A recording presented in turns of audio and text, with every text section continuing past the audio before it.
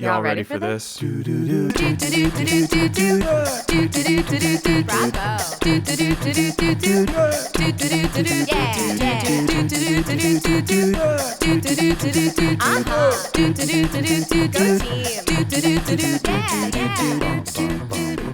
Welcome to Sports Kid Drama Kid. I am Jim. I'm the Sports Kid. I'm Andi. I'm the Drama Kid. We're in our new studio. We are. Again. And if you'd like to support us in our new studio, for now, the best way to do that is to just spread the word about the podcast, tell a friend about us, share our podcast if people are taking recommendations. Yeah. All that word of mouth kind of stuff. And write a review. Yeah. If you want to leave us a review on Apple Podcasts or give us a rating on Spotify, if you listen there, that'd be really appreciated. We'd love it. Today, we are talking about hazing and getting pretty in depth with specific acts of hazing and abuse that took place within sports programs. So if that type of content is triggering for you, we do want to give a little content warning now. As I just mentioned, hazing is the topic of today's episode, and specifically hazing within the Northwestern University football program. Okay. This has been all over the news, and it's a local story for us here in Chicago. So I want to sort of use this as an opportunity to catch everybody up on the drama that's been going on up in Evanston recently. But as usual on this show, before we get to current events, I want to give a bit of background on hazing using Northwestern as an example. Okay. So this is going to sort of showcase sort of a pattern at Northwestern, but by no means is Northwestern the only school where hazing takes place. Like, you could almost take any big major university and find similar stuff. But because Northwestern's currently in the news and there's sort of reports of, ongoing stuff there, I'm just going to focus on Northwestern here. Okay. Just so we're all on the same page about what I mean when I say hazing in college athletics, I want to have you, Andi, read a little excerpt from a study led by Alex Diamond at Vanderbilt University. It was published in 2015, and it's called Qualitative Review of Hazing in Collegiate and School Sports, Consequences from a Lack of Culture, Knowledge, and Responsiveness. The U.S. Centers for Disease Control and Prevention define hazing as any humiliating or dangerous activity expected of a student who belongs to a group, regardless of his or her willingness to participate. There are several types of hazing practices that are commonly instituted as part of an initiation to a team. The three main categories of hazing are physical, psychological, and alcohol-related. How that hazing is expressed can vary as well. Physical forms of hazing that have been reported range from beatings/paddling, branding, burning, tattooing, calisthenics, and head shaving, to even more extreme actions such as kidnapping, abandonment, and sexual assaults. Psychological hazing that has been reported includes being forced to perform embarrassing acts, wear embarrassing clothes or makeup, being screamed at, name-calling, depriving sleep or food, acting as a slave, and being tied or taped up and or confined. Alcohol-related hazing typically consisted of forced binge drinking. So, now that we've defined hazing, Andi, if you're comfortable, have you ever been hazed in your life? Do you have any stories where this kind of initiation took place, maybe as a drama kid or anything like that? When I was going to college, I feel like it was still this whole idea of you had these professors who were older and had come up in the theater world during the 70s and 80s, and therefore they would basically emotionally abuse you. Not basically. They would emotionally abuse you. It actually is hazing. I really didn't think about that. I didn't think about that either until just now, because I was What's an example? Making you cry in the middle of class. You're in an acting class, which is already pretty vulnerable because it's just embarrassing to be in a small black box studio room, and you're coming from high school where usually the people who enter into a drama program in college were kind of a big deal in their high school theater program. So you feel really good about yourself because you just came off of playing Dolly and Hello Dolly. That is not a personal anecdote. I never got the chance. But why? Because they didn't do Hello Dolly at my high school. Anyway, you come off of that and being I'm really good. And then you get to class, and the point was to break you, basically, because the idea was being an actor is really hard. You're going to have to deal with a ton of rejection, and no one is going to like what you do, and maybe you're not castable. I have heard stories, so many stories of professors being like, you need to gain a bunch of weight or lose a bunch of weight because, you're either going to be like the funny fat friend or you're going to be an ingenue, but you can't be anything in between. Or like a specific example is like you were standing across from one other person, like looking them in the eye, and you were both just saying, I'm sorry to each other until one or both of you started crying. Jeez. It was literally just say I'm sorry and see what comes up. And so you have a bunch of like 19-year-olds who are fragile and are just trying to do a really good job, just standing across from each other, like sobbing, and nobody really knows why. But then you have like the professor being like, yes.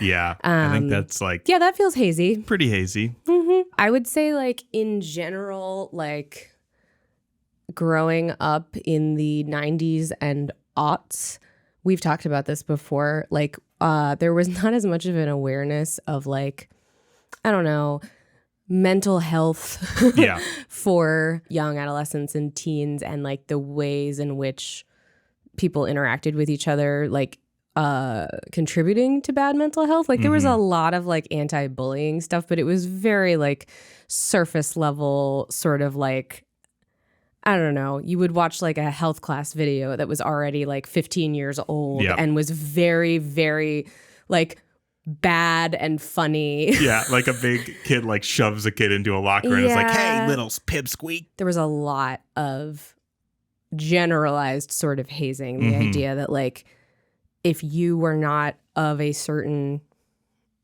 I don't know, status of popularity, or if you didn't have a certain like group of people protecting you, you got bullied, tormented, made fun of, gossiped about.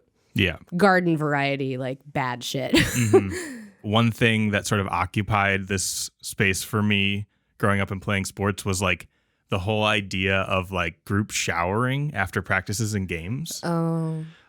It was sort of implied by the structure in place that like everyone would shower after they practiced or played a game. But I always wanted to like wait till I went home because I was just like never really comfortable with the sort of ease with which everyone just like accepted that. I remember being like afraid of that because I was already like just super insecure, and then having to shower after like a sport with the same kids who would be like sort of bullying or making fun of you. Oh my God, just in your day to day for like being like a little chubby.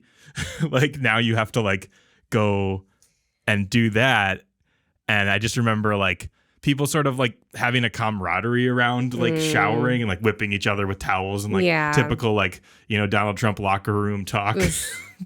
Not even talk, but actions. And it just sort of being like, okay, if you're not going to be one of the guys who like showers and goofs around after things. Yeah, like king of the showers. Or just, like just a general sort of ritual of like, for lack of a better word, like intimacy with like your teammates, then you were kind of left out, or a little bit like considered like, wait, you're weird if you're not going to like join in on this. I mean, being fully naked in front of people who you already are like, at any moment, this person might try to destroy me psychologically. Yeah. Being fully naked in like an enclosed space with them is like the most vulnerable you could make yourself. Exposed. Yeah. You're like literally like a bunny rabbit walking over to like a group of hyenas and is like, can we all just be cool? So like, well, in that definition of actual hazing, like this sort of stuff came up. Like I wouldn't consider like this, like I wasn't like coerced per se, but like there's a lot of implied sort of hazing in like sporting structures with like things like showering and locker rooms and teams, and I don't know. Yeah, I think, I don't know how it is now, but like when we were growing up, there were definitely a lot of situations where like you knew which parts of the school or which activities, places you were going to be where you were like, there is no supervision here. Behind the school or whatever. There were always spaces that you were like, if I go over here, no one's looking out for me. Yeah. Later on in college, I was a member of a fraternity, and I definitely was hazed there. But I will say in that case, like my house in particular, didn't really do hazing in like a aggressive way. It was more like a tongue-in-cheek, like fraternities haze, and this is a fun thing. Now I know that literally part of the definition of hazing is like whether or not you were on board with it, it's still hazing. Yeah. And that's like kind of a big thing with hazing is just like people say like they're fine with these actions, but like that doesn't justify things. They say they're fine with it because they have to say they're fine with it if they want to move forward in whatever the like prospective situation is. Yep. We had a week while pledging where we had to stay in the house in like a large common room with sleeping bags with like our new members. All had to do that. While you were like going to school still. Yeah. And there were various things that like we were asked to do, like being woken up in the middle of the night to like go on a run, or like one night all the like main members like got us drunk and like sent us on a scavenger hunt around campus to do various things, which was like super fun at the time because like you were just kind of like, we're in for this week of just debauchery. Sure. And that was kind of like the extent of it. But I definitely heard of way worse things that would have put it over the edge for me. In your not in my fraternity, but like other houses. Yeah, and like for sure. Lots of like actual forced drinking, like you have to finish certain amounts of alcohol, or like again, like go like strip down and go into the lake and then like come out and then they like take your clothes and then you have to go figure out.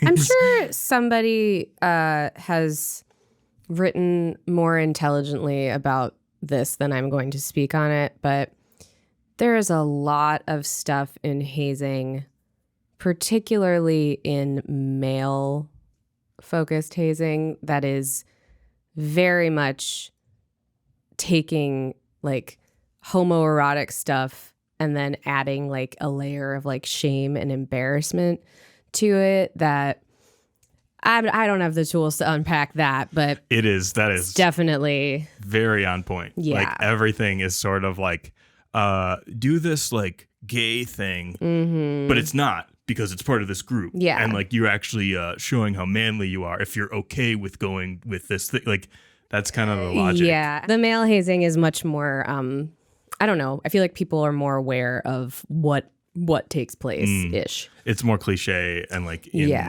pop culture, but still. Yeah, I like honestly have no idea like what sororities are up to in that regard. Probably similar things, but yeah. So now that we sort of covered our personal relationships with hazing, I want to get back to Northwestern for some examples and stories that sort of lead us up to the current day.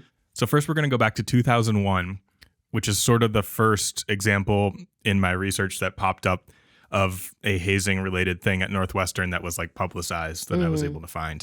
And this was a case where a football player named Rashidi Wheeler died from running in heat in a Northwestern like practice or preseason practice. And he did so on the same day as a memorial service for a NFL player named Corey Stringer. I don't know if that name rings a bell. I remember it from the time because it was like a big news story, who died from heat stroke in the Midwest, also at a Vikings like practice. Oh my God. And there was actually quite a few players around this time that were dying or being seriously hospitalized for heat stroke at practices. I have heard about that generally, yeah. Yeah. I'm going to have you read a little bit of an LA Times report from the time that just sort of details what exactly happened there. And then I'll come back in and continue. Jason Wright, a Northwestern running back, described the drills Wheeler and other players performed Friday as, quote, our big conditioning test, something they do every year here. Rashidi pushed it right through to the end. Wright, a redshirt freshman from Diamond Bar High, said the conditioning test is a prerequisite of making the Northwestern roster. Quote, what we have to do is 10 100-meter sprints, 8 80s, 6 60s, and 4 40s, Wright said. We have 14 seconds to do the 100s, 12 seconds to do the 80s, 9 seconds for the 60s, and 7 seconds for the 40s, with that amount of time to rest between each run. Rashidi was 2 players ahead of me in line. I never saw Rashidi go down because I collapsed and fell unconscious too. I got up, threw up, and was as happy as I've ever been that I passed. Then I heard someone say, Rashidi lost his pulse. I was speechless. I went from overly excited to another completely opposite feeling. That is so bleak. Yeah. So while it's not traditional like teammate on teammate hazing, I think this is actually an important one to talk about because it's an example of the kind of like hazing mindset in a sports program. When coaches and institutions put in these like brutal tests into place, then that is sort of a form of hazing or like normalizing, pushing people to extremes that they may not want to go to or be able to go to. And specifically with conditioning, it's important in sports, but like tests like this that like make people fall down and throw up, like should be like warning signs that like this is actually physically dangerous. I mean, when is there going to be a time on the football field when you're actually in a game that you're going to need to push yourself that hard? Yep. And that's actually pretty much exactly what Bill Plaschke, a reporter who's been on ESPN and like around the horn and stuff nowadays, but has been a reporter for the LA Times for a long time, wrote in an op-ed where he was like, this type of running isn't going to help really, especially not in the conditions that they were in. Yeah. So why are we doing this? And there's another little article that I wanted you to read with him reacting, I think, very appropriately. The players have grown bigger. The climate has become warmer, but the coaches have not adjusted. I didn't even think about the climate. That is so apt. The Northwestern players, of course, said the 82-degree temps weren't so bad. Are we so enamored by the idea of tough guys sweating it out that we think 82 degrees in humid Illinois isn't so bad? Compared to what? It's awful. It's bad. Now. We're experiencing it right now. I would never. Ugh. One of my favorite lines is the quote from Pat Fitzgerald, Northwestern defensive backs coach and former player, when asked about their training. Quote, I would think about the triathlete that goes and does 26 miles of this and 18 miles of that, and we weren't even close to things like that today. Of course not, because triathletes aren't stupid enough to hold their conditioning drills in the middle of a Chicago afternoon in the middle of summer. Yeah. Yeah. I mean, it's also just this line about like the idea of tough guys sweating it out. Like that is just so messed up. It is just this messed up idea that like a real man just fights against every cue that his body is giving him, that this is like unsafe because a real man is able to push through. Yeah. And it's like, that's so ridiculous. You have a human body. Yeah. I definitely experienced that with like running. It wasn't this level, but I remember like totally like throwing up after a practice or during a practice for like freshman basketball, just because the like sprints were like used as like a disciplinary thing that you had to do. I mean, and there's also like, I remember like posters that were like, you know, pain is weakness leaving the body, or like even just something like no pain, no gain. Like, this is like so woven into the fabric of misogyny and sports. Just like getting anywhere physically. And there's like nuggets of truth like in any of those types of broad statements, but it's like, no, like we've really glamorized like the pain. Yeah. So Pat Fitzgerald, the defensive backs coach, mentioned in the story as like, my favorite quote was this guy who basically compared football players to marathon runners and said, tough it out.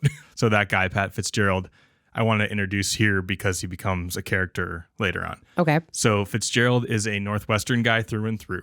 He played football for Northwestern as a linebacker in the mid-90s, known as Fitz to Wildcat fans. I think he actually is in like the College Football Hall of Fame, or like he's been honored by Northwestern as like a really good player. He personified sort of the Wildcat blue-collar approach to football, which is, I don't really know how to describe, but it's like, I'm scrappy and in the trenches and like just do all the right things and do. It's weird to call a major private university blue collar. Yeah, but it's more of the approach to football, which is do your running, shut up. In 1998, his first college coaching job was at University of Maryland. He coached in a couple other places, and then he came back to Northwestern in 2001 around the time of that incident as the defensive backs and linebackers coach. Which, does that make sense to you?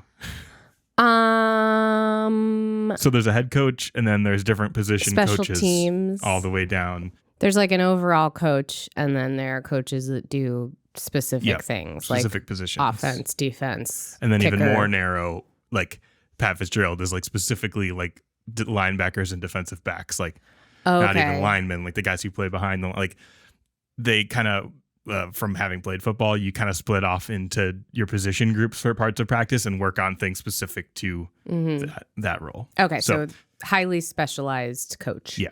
And that is usually where any coach that works their way up starts. I see. It's these lower roles. Mm-hmm.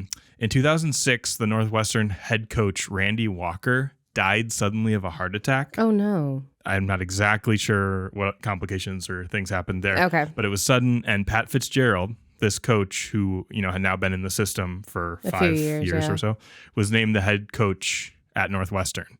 And at the time, he was the youngest head coach in all of... Had he worked his way up through other positions on the coaching I staff? think so. Okay. Or, he had gained some sort of notoriety. Plus, he already had all this sort of notoriety and fame as a player. Yeah. Okay. So 2005, 2006, right around the time Fitzgerald starts as head coach of the football team, is sort of our next batch of hazing incidents at Northwestern. That are known. I don't know. That are known. I'll start with a little bit of a as funny as this gets one. Okay. According to the Daily Northwestern NU student newspaper, again, a character that's going to come up throughout this because they're often the ones finding out about stuff first. Classic student newspaper. Yep. Yeah. Doing the hardest work of journalism until the administration is maybe write about some of the other extracurriculars on campus. Yeah. I wrote a little bit for the Badger Herald at Wisconsin, and we were totally independent and did a lot of these types of That's cool. Things looking into stuff at the school. In October 2005, Willie the Wildcat, the NU mascot. I didn't know his name was Willie. The performers of Willie the Wildcat, of which there are several. Right. Having known this because I went to Wisconsin, one of my roommates was a Bucky the Badger. There are numerous Bucky the Badgers. And you've told me that there are very specific rules where it's kind of not supposed to be public knowledge that there's more than one person playing Bucky. And that at any given time on that huge campus, there could be two people dressed as Bucky. You can't have a Spider-Man meme where the Buckies are pointing at Buckies. That can't happen in this one universe. of them is at an alumni event and the other one is at Camp Randall Stadium, at the football game. Schrodinger's Bucky. Schrodinger's Badger. And somewhere, maybe, there's a Bucky that's dead. Yeah. So, I did know a Bucky, and there are protocols in place for never let anyone know you're a Bucky. But my roommate had a giant head in a giant container in our apartment. Why do you have this? I don't know. But it was in a black, gym bag, giant bag custom made for Bucky. That is so funny. Yeah. I'm a Bucky. You can't tell anybody. Don't tell anyone. Don't tell anyone. It's like the CIA. Yeah, we basically solve crimes and then we're at the football games. The funny thing about that is it's sort of the Disney mentality of don't spoil the magic, but it's it's a college campus. We're aware that it's not an actual badger. Badger man. That wears a sweater and dances around and is not a real animal. Tequila. So, going back to my story. Willie the Wildcat. Willie the Wildcat, the performers who played Willie the Wildcat in 2005, staged an abduction of other potential mascot members. Oh. And as a result, all the students who portrayed the mascot at the time were fired and put on disciplinary probation. And then this hazing was also a reason for Willie to be absent from multiple football games that year because all the Willies were in trouble. Oh, my God. I don't exactly know what all went on there. It was probably bad and it shouldn't be made light of because it's getting lumped into sort of hazing. But it's the funniest this gets. I mean, the idea that alumni or people coming to football games are where's Willie? Where's Willie? That's weird. I haven't seen him. And it's the real story. All the Willies were abducting Willies. And that's what. It doesn't help that the name is Willie. Anyway, so that was going on. And so were other hazing things around this time. There was an incident with the men's swimming team, again, detailed in the Daily Northwestern student newspaper. According to the statement, the men's swimming team, which finished 10th in the 2006 NCAA championships, forced freshmen to swim in Lake Michigan off the North Campus beach while it was closed, and often involved underage drinking and hazing incidents around that. Drunk in Lake Michigan without any lifeguards or whatever. Supervision. Yeah. All the swimmers were placed on probation and had to perform community service, attend hazing seminars as punishment. In response to the hazing, the athletic department issued brochures on the subject to all the coaches and student athletes, which I remember from the Greek system at Madison. Whenever they would be doing a hazing seminar at the start of the year that people had to attend, it was just this most boilerplate message ever. Yeah. Don't do this. Here's a pamphlet from 1986. I really don't know what the best way to get through to young people who are just trying to belong and behave very badly because of it. I really don't know what the best way to get through them is, but the ways in which colleges and schools try to is always very lacking. I remember at Vassar there was this thing called alcohol EDU, which you had to do senior year if you wanted to have a legal party with alcohol. And I remember the word on the street of people who had already taken alcohol EDU is that it basically just taught you the quickest way to get the most drunk.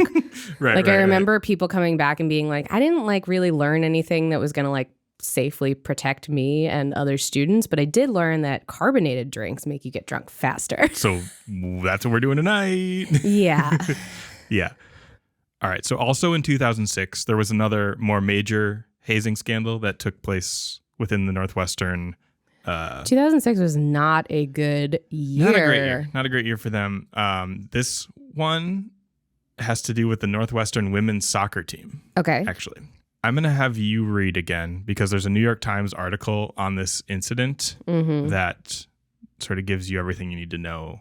Northwestern suspended its women's soccer team Monday in response to photographs of a hazing incident that were posted on a website. A Northwestern assistant athletic director, Mike Wolf, said that the athletic department would work with the university's administration to determine the next course of action. The women's soccer season is not scheduled to begin until August. Quote, "We received a call last night just after 9 from the publisher, and he told us he was going to publish the photos," Wolf said. "Our athletic director immediately spoke to the coach and senior administration officials overseas, and we came to the decision." Bob Reno, whose website, badjocks.com, published the photographs, said he found them on a student file sharing network. Quote, "To the best of my knowledge, the pictures were posted by a player on the team," Reno said. "All the captions for the photos led me to that conclusion." The photographs showed women's soccer players wearing only t-shirts and shorts or underwear. Many of the players were covered in marker, and some appeared to be drinking beer. Other photographs showed players giving lap dances for what the captions said were Northwestern men's soccer players. The caption said the dances were a punishment. In some photographs, the players are in lines blindfolded, their hands bound behind their backs. So I looked a little bit into Bad Jocks, which no longer exists, probably for the best. Yeah. This dude, this was sort of the time of the Wild West of the internet, Yeah. 2006. Yeah. When people could just kind of put up a blog and you could just find photos and things because people upload to Facebook or other more sketchy sites that were around then. Yep. And you could just rip everything off the internet, claim it as your own, put it on a blog. So this guy ran this site called Bad Jocks, which there's only sort of archival versions of now, where he basically just found hazing incidents and things like that and tried to just expose things and get clicks. It was a very clickbaity. On the one hand, you can make the argument that he's getting exposure for these horrible things, but it's I don't feel like that was his intent, was to bring justice to light. He would often say that in interviews, but you could tell Bob Reno seems like sort of a sleazy dude who benefited off of that's like Johnny Knoxville being "We did Jackass to show kids how to protect themselves when having fun." Yeah. Okay. I put bees on Steve-O's ball sack so that we would know not to do that in the future, right? Come on. I launched myself on a ramp on a giant rocket propelled by mostly firecrackers so that no kids would do that again. And to teach them about physics. And I woke up Bam Margera's dad in the middle of the night so that he would hit Bam with with a bat that he had next to his bed or something like that, so that you would know not to wake up your parents when they're sleeping. Wow. I didn't know that your lexicon of Jackass episodes was so detailed. I also remember around this time people were starting to be like, maybe don't post absolutely every photo you ever take on the internet because you're going to have to like apply for jobs Yeah, we all sort of made a lot of like photos, art, whatever that we put online without really even thinking about it. And maybe not for the worst, but like every once in a while I come across like a Facebook video message that I posted on someone's wall, and it's like I wasn't doing anything bad. It's just so embarrassing. But yeah, I just remember more so I remember being like warned, like if you're underage drinking or whatever, like do not post that on the internet. But that wasn't until people had already done it and suffered the consequences. And in this case, it's like if they had never posted the pictures on the internet, this wouldn't have come to light. Nobody would have known. And who knows how much before and or after it has now that, you know, they maybe just kept it under wraps. So the women's soccer team hazing incidents were kind of the worst ones, the biggest ones. I'm disappointed because you know, I always want to be like, it's men's fault.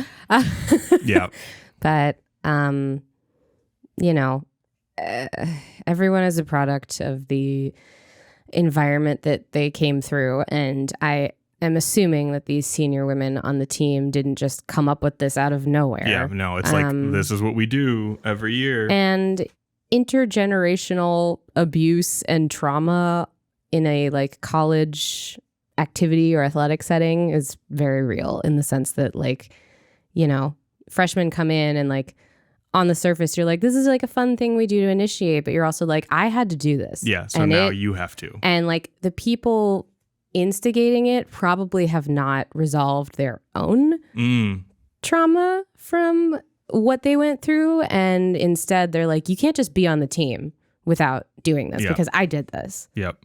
That is the root of like all hazing. So now we'll go ahead to 2017, and this is a little bit of a different case. There's some other things involved here, but I think it's worth mentioning. 2017? Yeah. Okay. So we're like a decade ahead. I don't exactly know if there were other things in there, but I couldn't really find any major ones between then that were hazing related. I think in roughly a decade, probably, but they probably found a good way of burying it. So in 2017, a basketball player named Jordan Hankins on the women's basketball team died by suicide after a result of sorority hazing. Oh, God. Yeah. There was a wrongful death lawsuit filed against the sorority, and it alleges Hankins, a 19-year-old sophomore at Northwestern, and a guard on the women's basketball team, and a pledge to Alpha Kappa Alpha sorority was subjected to physical abuse, including paddling, verbal abuse, mental abuse, financial exploitation, sleep deprivation, items being thrown and dumped on her, and other forms of hazing intended to humiliate and demean her. These incidents negatively affected her physical, mental, and emotional health, and the lawsuit says it was foreseeable that Hankins would commit suicide as a result of these hazing activities. And it's worth mentioning because we talked about Greek systems being a big, target of this. And she also was in the athletics program. So it's just kind of like all those worlds. Now, this is a sort of maybe more isolated incident in that she was getting hazed from possibly two different things. And it's no longer fully in the athletic. Like it was more her sorority that did this. But, and this is how a lot of major universities handle this. Northwestern's response was, we are aware of a lawsuit that was recently filed in federal court regarding her death. The sorority involved has been and continues to be suspended from the university. Because this is a matter now in litigation, the university is not commenting.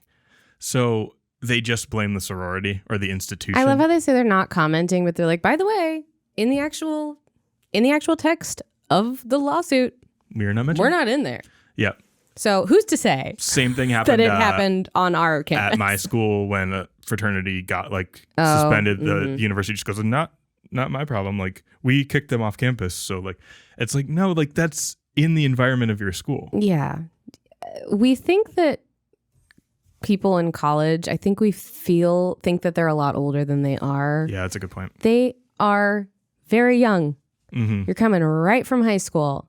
You are legally an adult, but like mentally and emotionally, definitely not. And it's already like a hard enough time without people then purposely trying to make it harder. And the thing that I keep thinking of is like, this is what you're going to do to somebody that you're hopefully planning on being friends with. Like, this idea of like, we're all going to be bonded by this like awful thing instead of like, we're all going to be bonded by like getting to know each other is like so absurd to me. Mm-hmm. Like, it's literally, there's something almost like, I don't know, like war buddy about it, sort of just like, you know, you make the greatest bonds with people in like the worst possible circumstances. And it's like, maybe not. Yeah, that's definitely a big through line of criticism of hazing. It's like, you're not actually even going to get better results from this. No, absolutely not. And we need to be thinking about whether or not the justification for doing this is just completely useless. Yeah. In every way. Yeah. So these stories from Northwestern's past show that hazing has been an ongoing issue on campus and in various forms and has affected a number of different athletic teams and Greek organizations. And now we've arrived, after all this time, at the main story and the thing that sort of brought us here today, which is the current Northwestern hazing scandal in the football program. Okay. Or at least it started there. Mm-hmm. And for that, I'm going to heavily reference a timeline that was done on InsideNU.com, which is sort of an affiliate site of SB Nation that specifically reports on Northwestern sports.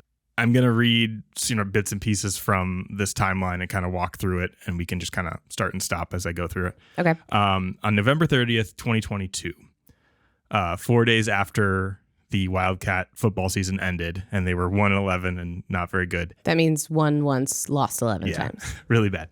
A former Northwestern player reported incidents of hazing to the school via an anonymous email address. In December of 2022, Northwestern begins an investigation into these hazing claims by the aforementioned player, hiring Maggie Hickey of Arndt Fox Schiff, an external law firm, to like perform a review the way companies or organizations do before they like come out with things so that they don't get in trouble, basically. Yep. Throughout the ensuing months, Hickey interviewed 50 people formerly affiliated with the program, and reviewed, among other things, hundreds of thousands of emails and player survey data dating back to 2014. In January of 2023, turning over into this year, ESPN's Adam Rittenberg reported publicly that the hazing investigation had begun. The details of it are not. Okay. No details, just sort of like, hey, we've heard some complaints. Mm-hmm. There was a complaint. Mm-hmm. We're looking into it internally. Okay.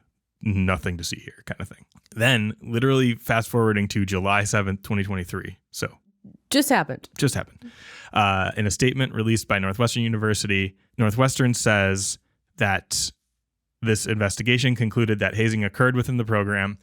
The investigation could not determine any individual players or coaches who participated in the alleged acts, but gathered knowledge of hazing was widespread across players.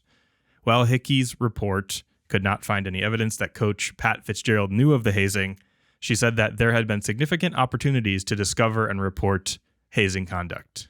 So the report concluded, like, we don't know any specifics on who was involved in this, but something definitely happened. And the things that happened should have been known by the higher ups. Or could have been known or whatever. Again, there would have been a various number of opportunities for them to be known. Yes. Okay. So no details again yet. Coming out of this, Pat Fitzgerald is suspended for 2 weeks, unpaid, effective immediately. Okay. While they figure out, hey, what's going on here? The alleged incidents took place in the Wildcat locker room and at Camp Kenosha, where the Wildcats used to hold training camp before the season, or like kind of in the summer months, up in Kenosha, another like football facility. Gotcha. After being informed of the suspension, Fitzgerald said, "I was very disappointed when I heard about the allegations of hazing on our team. Northwestern football prides itself on producing not just athletes, but fine young men with character. We hold our student athletes and our program to the highest standards. We will continue to work to exceed those standards moving forward." So just boilerplate. Mm-hmm. Then we have the big sort of bombshell moment 1 day later on July 8th of this year. Again, just happened. The Daily Northwestern presents a story in which 2 former Wildcat players allege that Fitzgerald may have known that hazing took place, something which challenges the findings from the university's investigation, who said that he had nothing to do with it. Mm-hmm. And I'm going to pull up that article right now and just have you read a little bit from it, because this is the big one that actually gets into it a little bit, because an actual player has now spoken to the Daily Northwestern.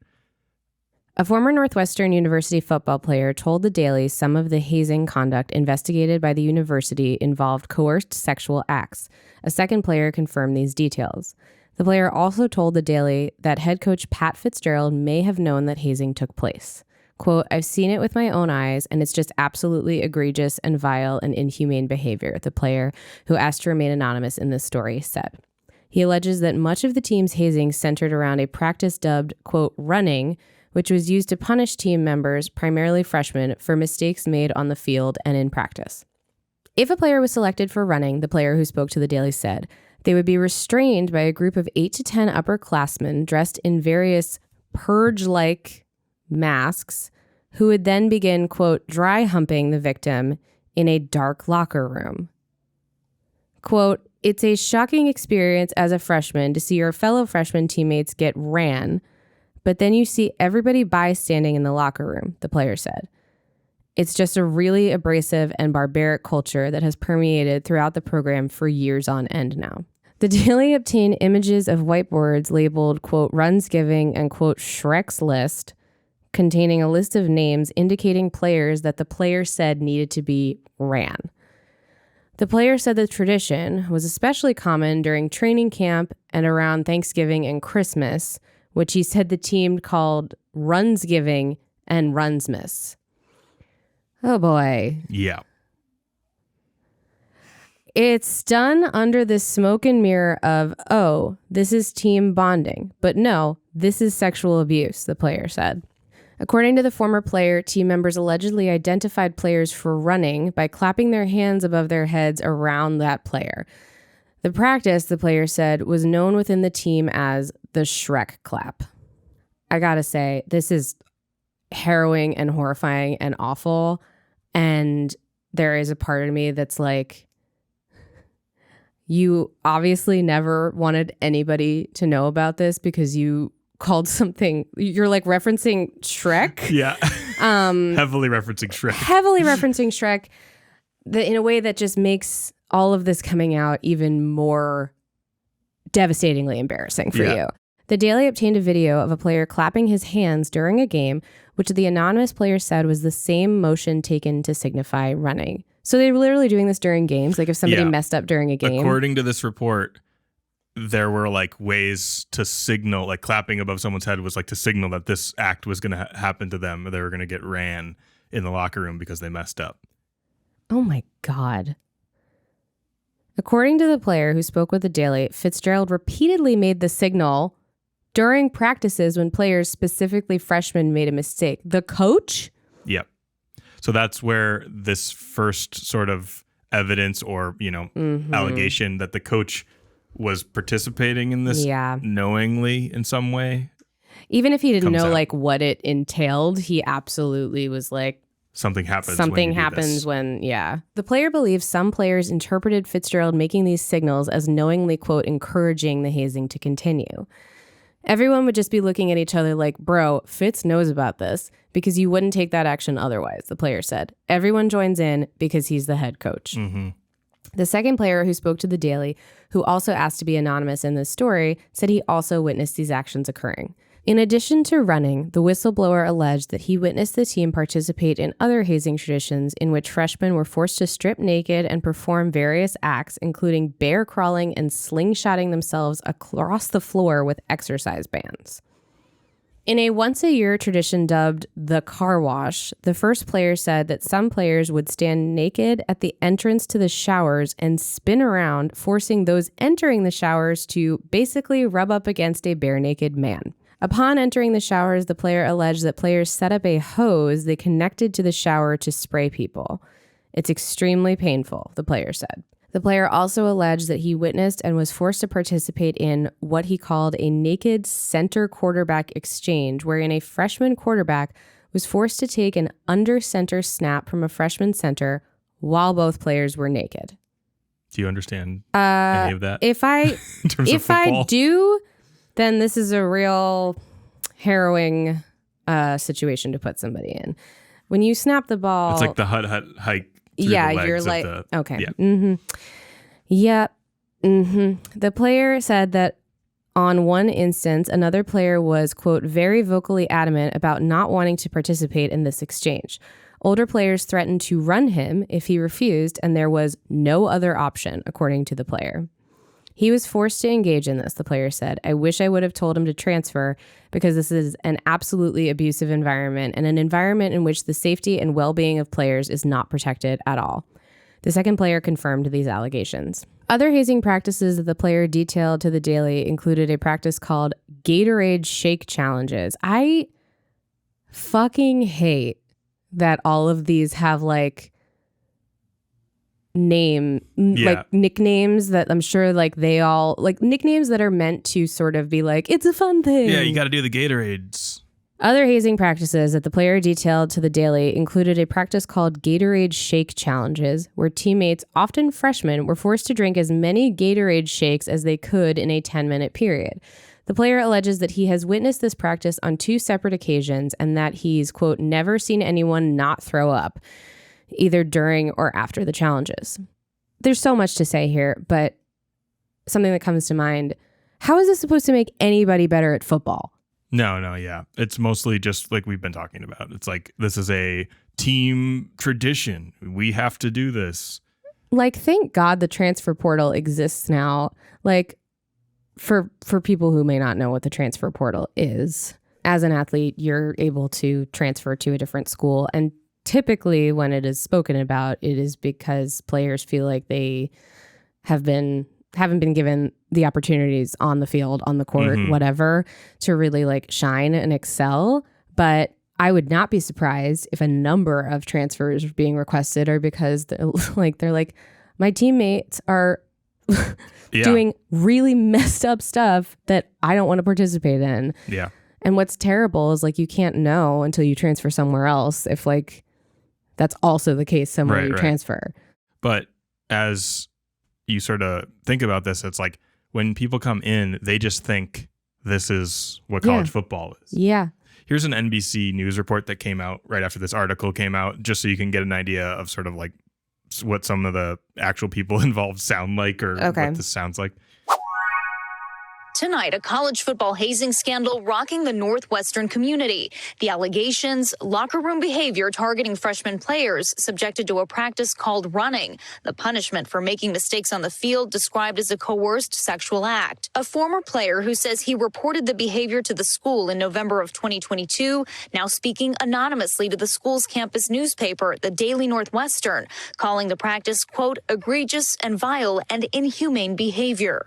What did that former player claim was happening in that locker room? She's talking to reporters from the Daily Northwestern. A group of 8 to 10 upperclassmen would restrain another member of the football team, that member often being a freshman, and forcibly dry hump them. The former player alleges clapping was used to single out the freshman who would be hazed next. A second former player corroborating the allegations to the school paper, reporting both believe head coach Pat Fitzgerald may have known about the behavior. Let's over-communicate. The players that we spoke to, their assertion was that Coach Fitzgerald had used the signal a couple times in practice, at various practices. This current generation of young people, God bless them. They're the reporters for the Daily Northwestern are so on top of it. They are. Which is just great to see, It's especially incredible. in a world where journalism feels like it's dying a little death every day. I feel so old compared to Gen Z, but I love them. I really, really love them for, having the courage to like do what is right. And also it occurs to me like good for the football players who like hopefully answered these law firms' interview questions honestly. I will say though, it's interesting that they found evidence that this was widespread and very much known among the team. And yet we don't know if Coach Fitzgerald knew about it, because I would bet that these players are probably like, I will answer honestly to some things, but like other things that could potentially, like, I don't know, affect, like, if Coach Fitzgerald doesn't get fired and like somehow finds out that like I said something against him, like that could come back. Oh, totally. Yeah. It just like there's power structures in place that make you not speak up with any of these types of things. Yes. So moving on, ESPN's Rittenberg shared a Northwestern team statement that was made right after the Daily main article that you just read came out, basically saying that the claims made by the former player are exaggerated and twisted, while simultaneously endorsing Fitzgerald to remain its head coach. More specifically, the team suggested that Fitzgerald was not involved in any of the alleged incidents in any way, shape, or form, had no knowledge of the allegations until they were brought to his attention during this investigation. After that, and this is all going on in the Daily article came out, Northwestern president Michael Schill issued another statement. You remember he suspended Fitzgerald, saying, upon reflection, I may have erred in weighing the appropriate sanction for Fitzgerald. In determining an appropriate penalty for the head coach, I focused too much on what the report concluded he didn't know and not enough on what he should have known.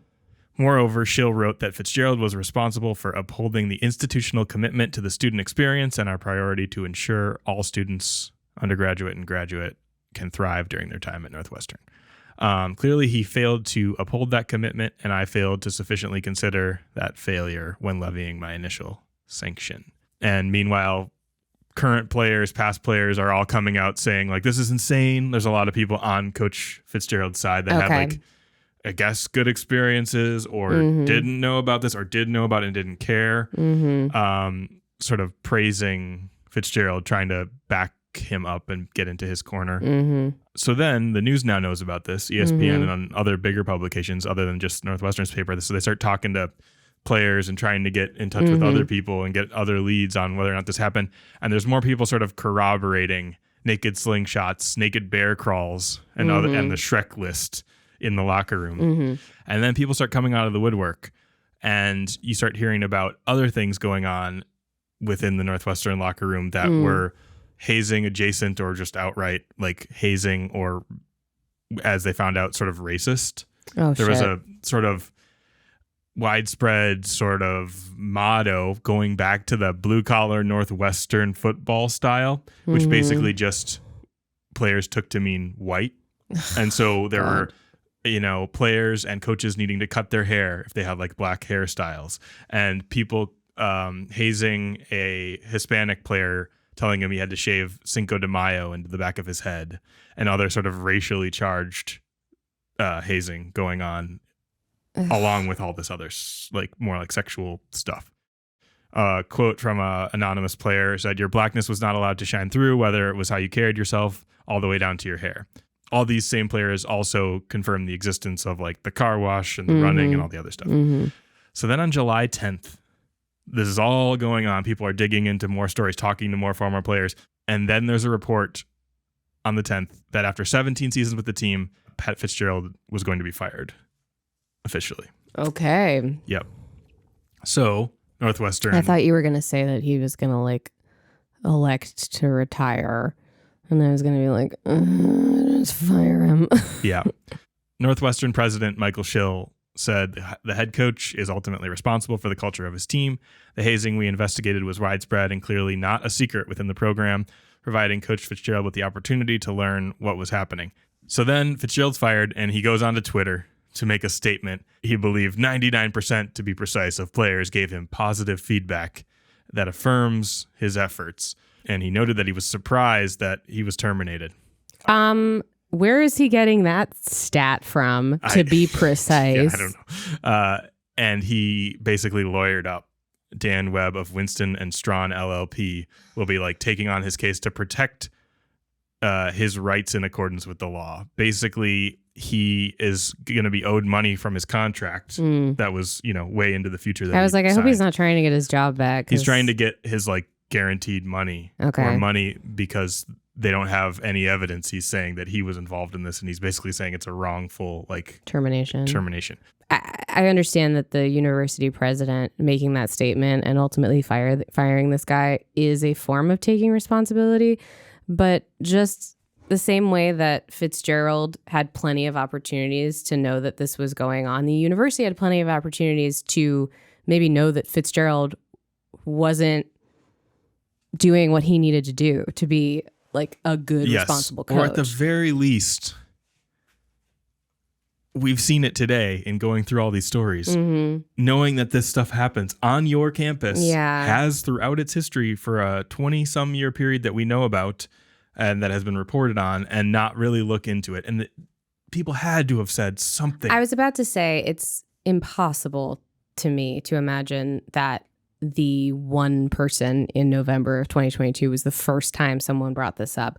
There have been many articles written about this, but like there is a widespread culture among college campuses where they will take responsibility when something gets public enough, which is why those students from the Daily Northwestern like did such a great, incredible job with this, because, and it's also a lot of it has to do with the day and age that we're in, because prior to the internet and media and, things moving as fast as they are now and being as public as they can be now, if something like this happened in like the 90s or even early aughts, Wild West of the internet time, like you could easily get it all scrubbed from the internet or like just not have to like really acknowledge it. And as you go further back, you're sort of living in the times of this stuff happens. This is what the athletics do. Yes. Like you're not even really questioning it earnestly. Yeah, like we're only recently starting to like see this as a problem. And I think a lot of the times large institutions see it as a problem in the sense that it's going to affect their reputation, not it's a problem that it is happening. Yeah. Because like even just going way back to the beginning, talking about my own sort of just insecurities with like showers or hazing adjacent things. Yeah. It's like when you're in that position, you just think it's normal and you're weird for not wanting to do it. Like this is what we do now that we've leveled up to this, in their case, college football. You're weird for feeling uncomfortable. Like the feeling that you're having is probably just invalid because everybody else seems fine with it. You alluded to sort of the next thing earlier, which is the day after Fitzgerald's fired, some of his bigger recruits coming in start decommitting and transferring, hitting the portal. And that's just started. Like that's probably going to be a stain on that program for a while now and into the future, regardless of what they do. Yeah. On July 14th, things sort of start bubbling up and continuing, and Northwestern actually lets go of its head baseball coach. And there's also talks that within the softball program, there's stuff going on that like shouldn't be. And I think because they sort of got it wrong by putting the suspension in place with Fitzgerald first and then firing him once they just found out a little bit more, Northwestern was like, if we've heard anything about any coach, like let's just start firing people. So like they fired the baseball coach because apparently he was tied to some like sort of hazing adjacent stuff on the baseball team. And it's more of like a program wide thing. And that's not even fully looked into yet. Of like how deep this goes into other sports, or if it does, or if it was mostly football or just baseball, or I think, whatever. Maybe take a pause on athletics for a little while. Y'all need to get your shit together. So just a few days ago, and this may be a good time to mention that there's probably going to be more stuff that comes out about this even after we've recorded this today. Yeah. We're recording this on July 21st, 2023. On the 19th, just a few days ago, I've been sort of keeping an eye on this right up until we record. There was a press conference. A bunch of former players joined together in a lawsuit against Northwestern, hiring civil rights lawyer Ben Crump. And they're filing an official sort of lawsuit against the university and maybe like Fitzgerald or whoever's involved. At the news conference, 4 players detailed abuses they faced at Northwestern, and it's a lot of the stuff we talked about. And this is them like publicly, not anonymously. Yep. Wow. Putting their names behind this. Wow. And I'm just going to play a couple little clips from that just so you can actually hear some like people talk about it that actually were involved with it. I'm Tom Carnifax. It's Carnifax. I played there from 2016 and 2019. When I showed up in 2017, I was lucky because I was hurt, and a lot of things about the here didn't happen to me off the bat. But if I can do anything to stop any other 16 or 17-year-olds to walk into the same environment I did, that's why I'm here in support, to hopefully, not fix my trauma, but stop trauma recurring in the future. Hello, everybody. My name is Warren Miles Long. Fortunately, all of us were placed into a culture where, as you've heard, sexual violence and sexual assault was rampant as a hazing practice. Unfortunately for us, we were incoming freshmen, so we had no reference point to know if this was just a college football thing or just a uniquely Northwestern thing. So that's kind of what went into normalizing it for us and leading us not to question it too much. Obviously, in the moment, it was weird, but when you zoom out, like everybody else was doing it. So is this a normal thing? We're also 17. So the reason why the rest of us are coming forward is to strengthen and empower other student athletes who potentially are going through this at this very moment, and to have our story be heard and encourage other people to do the same thing. Thank you. And play a little bit more of a player named Lloyd Yates. It's something as an athlete, it's something that we hear about. We, coming in, we hear about it. We don't know what it looks like, but it's something you say, that's not going to happen to me. That's not, I'm going to fight back. I'm going to do something. I don't play with that kind of stuff. But it's something and when it happens, it's uncontrollable. It's uncontrollable. You're overpowered you're dominated by, the culture. Of course, there's another aspect of this sexual nature where being, a nudity, performing acts while being nude, that, is so normalized in the culture. That's just, coming from high school, that stuff, we never did any of that stuff, that we weren't, that we just thought that this was, part of being, playing college football, playing Big Ten, and we wanted to, be accepted. We wanted to fit in. We wanted to earn trust and respect. And if you went against that, you were an outcast, you were labeled, and it warranted further abuse. These men are amazing. Sort of this understanding, like that the people currently in the program going through it need the support of people who are on the other side of this now and who don't feel like their football career is at stake. Hopefully have gone through some therapy or have had time to process it. It's really beautiful to see the solidarity of these people that are like, we went through this already, and the people who are currently going through this need people to speak for them publicly with their names on the record. And sort of alluding to that, when you're in it, you don't know. They said that again. That's going back to the beginning of this episode, textbook hazing. You don't know. You think you need to do it to fit in. Yes. And there are also cases here where things I've read where players have said they actually have been in therapy ever since. I think one of those players there, when he went on, talked a little bit about that. People have been thinking about this ever since they left and want to make sure it's not happening again. Because the other thing to mention here is, I don't know as far as Northwestern's history of their football program producing NFL caliber athletes. I have no idea, but they definitely do. Yeah. Occasionally. I think when you get recruited to play football or any high level Division I sport at a major school, the idea is that hopefully this is going to be a launch pad for you to secure some sort of professional financial future. And the idea that people are, again, they're so young, they have no idea what they're getting themselves into. And on top of this, now they're dealing with this instead of thinking about how am I thought this was maybe going to be my professional career. That is something you're considering. So you don't want to mess it up. Exactly. So you are, I'm really in awe of these men coming forward to publicly speak for and put faces and names to this actually happening and doing this in support of the young people who are going through this right now. I think that's incredible. Yeah. That's kind of where we are now. Other people are going to be joining this lawsuit, I think, and they're just trying to get as many people as they can. I think other people are now coming forward and doing separate lawsuits. So Northwestern is in for a lot. It's gonna be rough. And in conclusion, I wanted to play a clip from a favorite of the podcast, Pat McAfee. Oh God. Talking about this.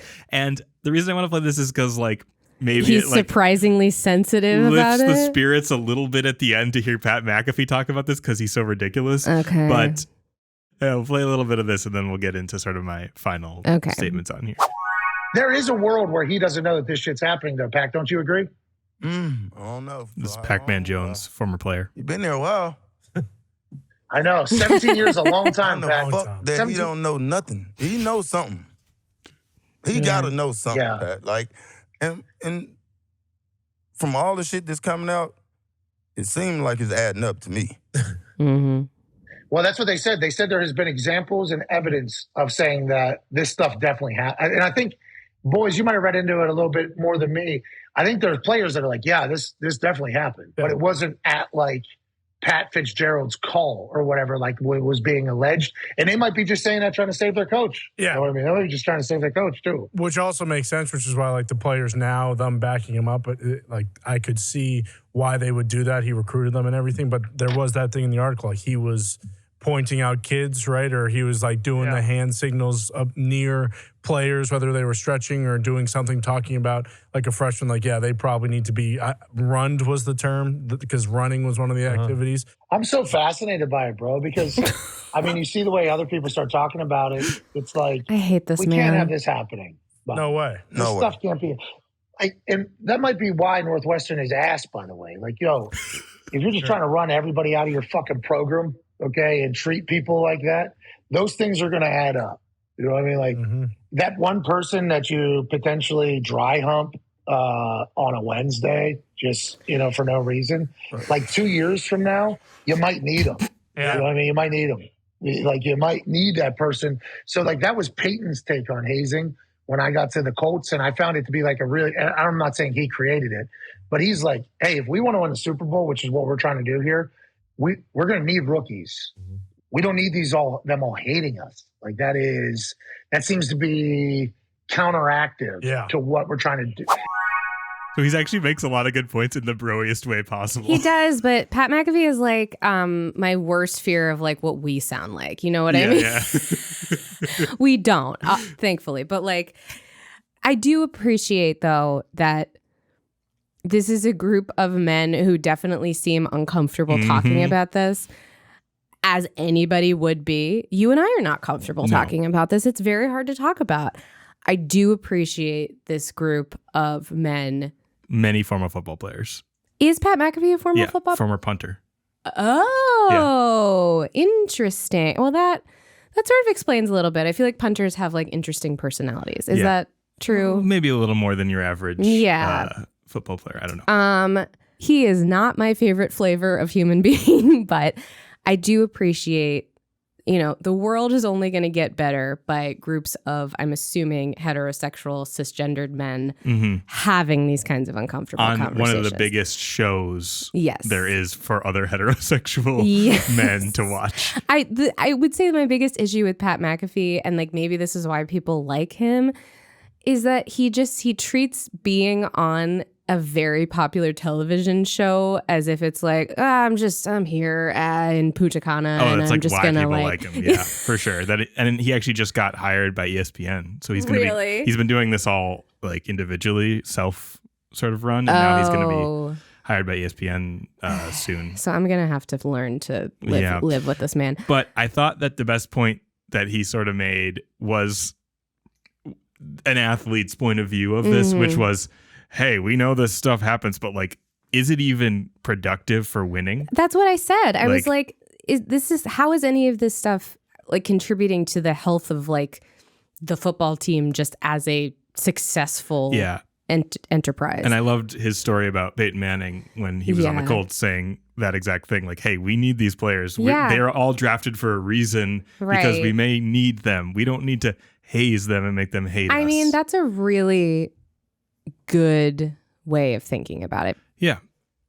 So to sort of wrap this up, sure, I want to end on find some sort of positives. And the things I have written down are the Daily Northwestern proves that good journalism is alive and well And they really did an excellent job breaking this and continuing to follow up on it for a student newspaper. And then, in a sort of legal sense, Representative Cam Buckner from Chicago has been sort of trying to push sort of an athlete's code of conduct to be somehow put into codification in the Illinois government. And he's again sort of bringing that back up to try I bet to get... you Pritzker's going to be into it. He signed that no book bans ban.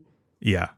And so Buckner is sort of rebringing up a bill that would try to put into writing sort of protections for athletes at the collegiate level and all the way down, maybe through high school. That definitely needs to happen.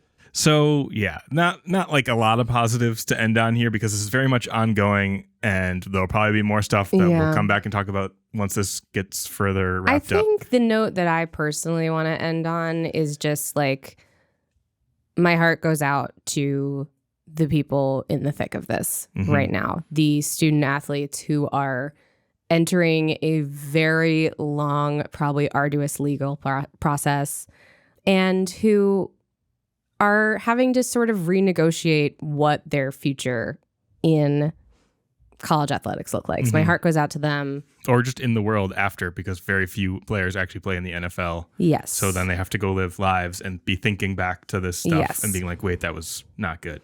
Yes. For the rest of their lives. And I hope that some good does come of this. Yeah. We hope that you enjoyed this sort of more serious episode going down this Northwestern story with us. It's something we definitely want to do occasionally, especially when a story is really in the news. Yeah. And I think that it definitely fits the drama. Yeah. Well, it's breaking news, and it's also happening very close to where we physically are. Yeah. So if you are enjoying the podcast, as we said at the top, best ways to support are to tell other people, share it around, leave a review, follow us on all the different platforms. If you have been watching on YouTube and you're sick of seeing our faces, head on over to wherever you get podcasts and you can listen. Vice versa, if you're more of a visual learner. We are on YouTube as well. And you can see our backdrop, which is ever evolving. Which is a TGI Fridays decorated by us.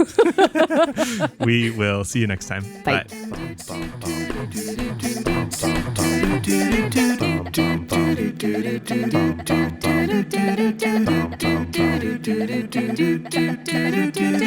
Bye.